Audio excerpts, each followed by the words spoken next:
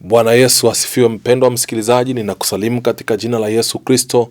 Karibu katika madhabahu hii ambayo tunamwadhimisha Mungu kwa neno na maombi. Nami nataka tuombe pamoja kabla hatujasema neno lolote. Baba, katika jina la Yesu Kristo, tunakushukuru kwa sababu ya nafasi hii ambayo umetupa. Nami naungana na mpendwa anayenisikiliza mahali popote pale, ili Bwana Yesu, tunapoingia katika safari kwenye neno lako, mkono wako uende pamoja na sisi na utupe neema ya kujifunza na kupata chakula ambacho kitatupa nguvu ya kiroho na ya kimwili kwa ajili ya kulitukuza na kuliinua jina lako mahali popote tutakapokuwepo. Ni katika jina la Yesu Kristo, enda nasi Bwana, na Roho Mtakatifu naomba umdhihirishe Yesu Kristo kupitia neno hili kwa viwango vingine. Ni katika jina la Yesu Kristo Baba nimeomba nikiamini na kushukuru, na kila mwenye pumzi aseme amen. Tunajifunza somo kwa kina kadri Roho Mtakatifu atakavyotuelekeza, lenye kichwa kinachosema nguvu ya madhabahu. Nguvu ya madhabahu. Na tutasoma kile kitabu cha Waamuzi mlango ule wa 6 mstari ule wa 26. Biblia inasema, ukamjengee Bwana Mungu wako madhabahu juu ya ngome hii kwa taratibu zake.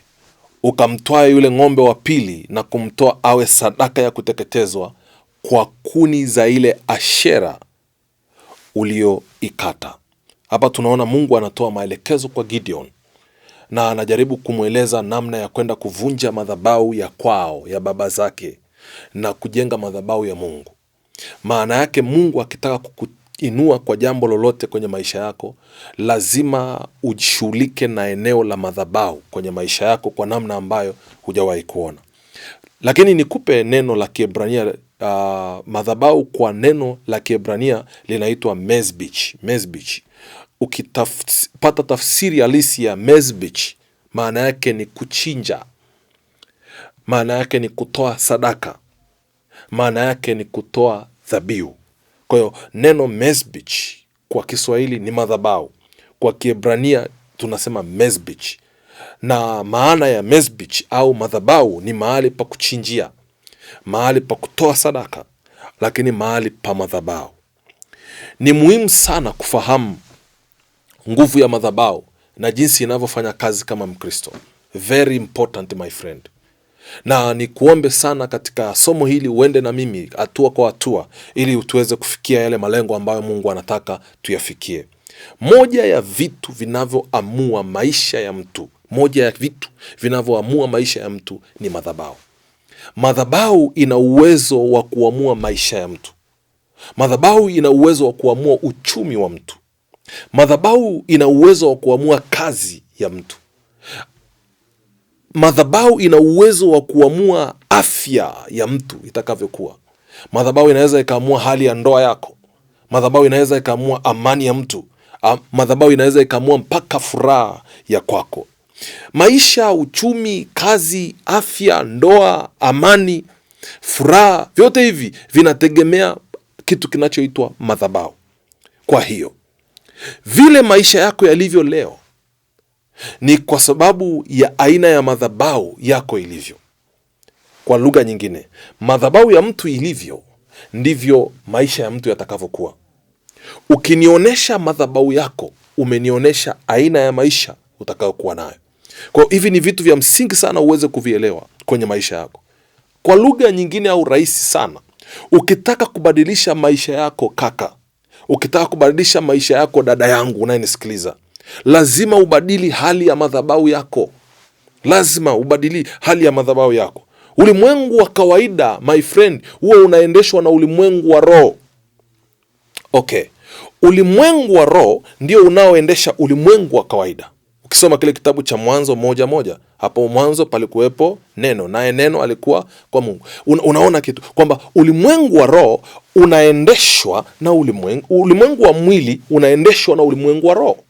This is very important to know. Kwa lugha nyingine au kwa namna tofauti na rahisi zaidi, ulimwengu wa roho ndiye mama wa ulimwengu wa mwili.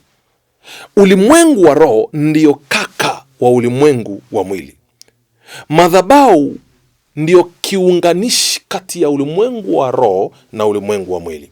Ukitaka kuchukua vitu vya rohoni ukavileta kwenye mwili wako, kwenye ulimwengu wa mwili, kuna connector inayoitwa madhabahu.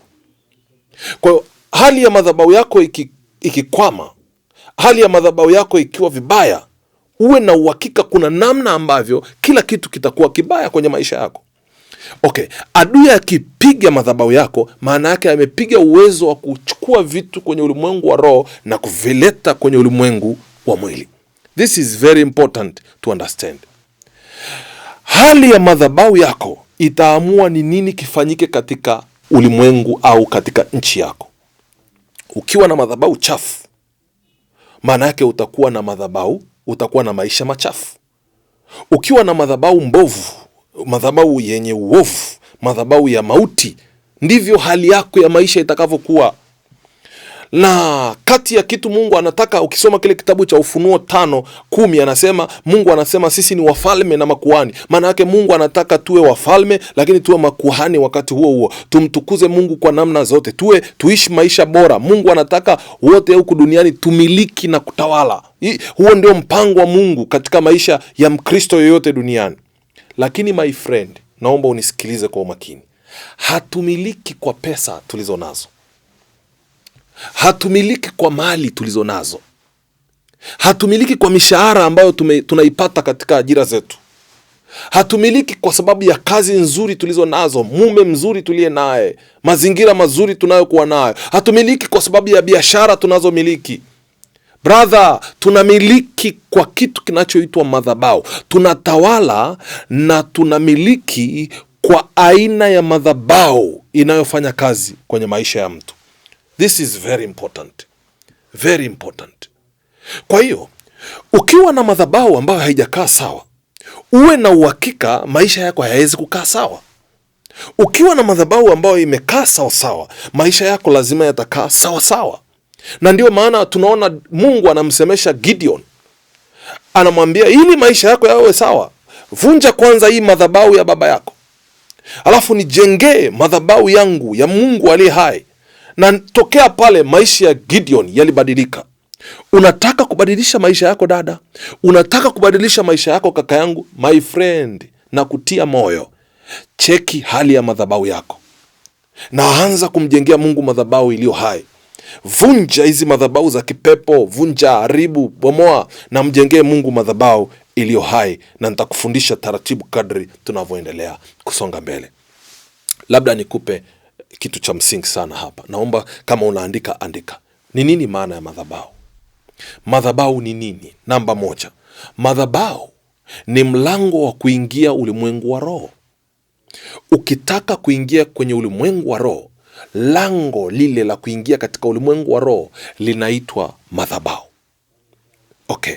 Madhabahu ni nini, mtumishi wa Mungu? Madhabahu ni mahali pa ushirika kati ya mtu na Mungu.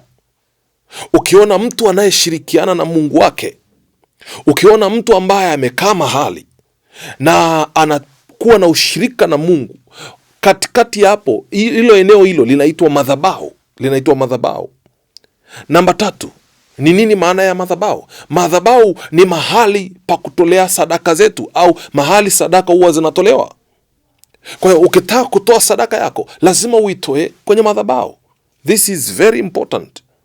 Lazima uitoe kwenye madhabahu, kwa sababu sadaka inatolewa kwenye madhabahu. Na Mungu ametupa mfano. Sadaka ya kwanza ambayo ameitoa, na ndio sadaka ya kwanza na ya mwisho na kuu kuliko zote ulizowahi kufikiri, ni sadaka ya Yesu Kristo kupigwa na kuuawa na kuchinjwa pale msalabani. Madhabahu ni nini mwalimu? Madhabahu ni mahali pa kuweka agano na Mungu. Maagano kati ya Mungu na mtu yanawekwaga kwenye madhabahu. Yanawekwa kwenye madhabahu. Ndio maana utakutana na kitu kama ndoa. Ndoa huwa haiwekwagi tu sehemu ni sehemu. Ndoa ya kiungu huwa inafanyikaga kwenye madhabahu. Lazima ifanyike kwenye madhabahu. Namba 5. Ni nini maana ya madhabahu? Madhabahu ni mahali pa mabadilishano ya vitu vya kiroho. Mtu anaweza akaja na dhambi zake, akaenda kwenye madhabahu, akamsemesha Mungu, Mungu akampa utakatifu, maisha yaliyo bora, alafu akachukua dhambi zake. Hayo mabadilishano hayo yanatokea wapi? Yanatokea kwenye kitu kinachoitwa madhabahu. Kwa hiyo unabadilishana vitu vya kiroho kupitia kwenye madhabahu. Mtu amekuja ni mgonjwa, anaumwa, anamuomba Mungu, Mungu anachukua magonjwa yake, alafu anampa afya. Hicho kitu kinafanyika kwenye eneo linaloitwa madhabahu. Madhabahu ni nini, mtumishi wa Mungu? Madhabahu ni mahali pa kupokea maelekezo kutoka kwa Mungu. Mungu akitaka kukupa maelekezo huwa anayatoaga kwenye madhabahu. Sasa nitakufundisha aina mbalimbali za madhabahu, kwa sababu unaweza ukajiuliza, lazima niende mahali palipoandaliwa au palipo. No. Madhabahu ni pana kuliko unavyofikiri. Mahali ambapo Mungu atakupa maelekezo, Mungu anatoaga maelekezo kwenye madhabahu. Namba 7.